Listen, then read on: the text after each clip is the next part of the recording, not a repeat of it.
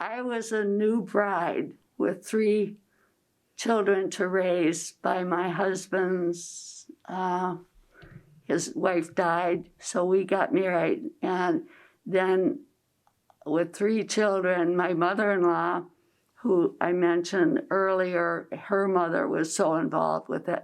And she said, I'm going to put your name on the waiting list because there's over 700 ladies that belong to the club. And so I thought, good, the kids will be a little bit older then, so I can come to a meeting. Well, then I had my first child a year later, and then the next one a year later.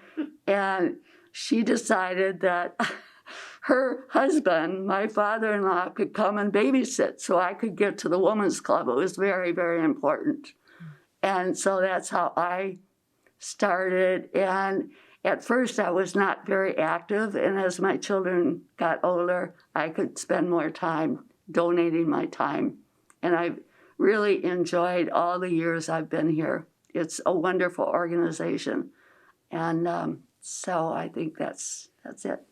This is pretty funny. For the women at the women's club, you'd think we're all old ladies knitting. Well, we used to go fishing, and I am always gone all summer at a summer cottage, and they would get together, and after I was president, they said because I was past president, they would let me come to the shore lunch, which was out at Silverbrook. And so I didn't realize they bring their own motors for the boats. Oh my goodness. And your worms. And then we have a shore lunch. And one of the girls that was running it was a twin. And they would bring extra fish because they knew we never caught enough fish for our shore lunch. So we would cook it in a frying pan. I wouldn't, but one of the leaders would. It was the best fish fry I've ever had in my whole life. And the girl, I was in her boat, one of the twins, and she started pounding on the side of the aluminum boat, and I said, what are you doing? She said, I'm catching fish. I don't know if that was an old wives' tale or not, but that's what she did. Quiet in the boat when you're fishing. Do you know about that? No. I was always told you had to be very quiet. Yes, and we were always very quiet, and that's why when she started pounding on the boat, I thought, what's going on here? Did she catch any fish? I don't remember. I think she did, though. You know what?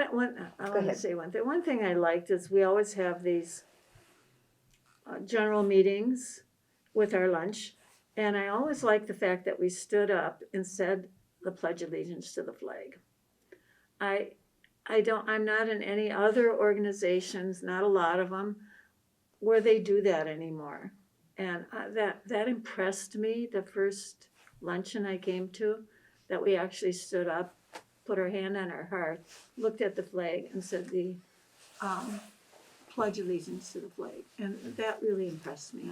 I thank you for reminding me of that. Right, we didn't do it last time. And I go back so far that I remember Ann Stair and friend Courtney, who were very much role models, Nina Weir, and they were very involved with things and made things happen. And I just thought I could never do what they did.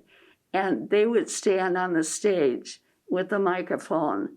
That scared me to death. I thought, I can't do that. That's not me. And here I am talking like a magpie.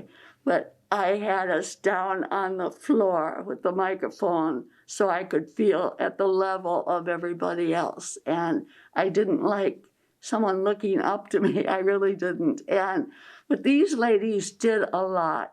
And if they felt there was something wrong in the legislature, they rented a bus from the Women's Club and they went to protest something or another.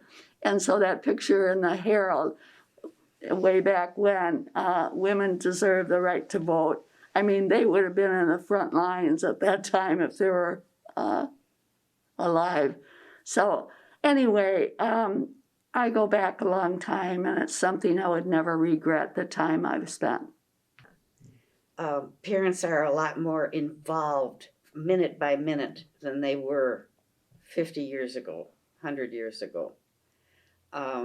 They also, a lot more women work during, after this, during the Second World War, after the Second World War, and up to this minute. So that's why our membership has declined, I believe.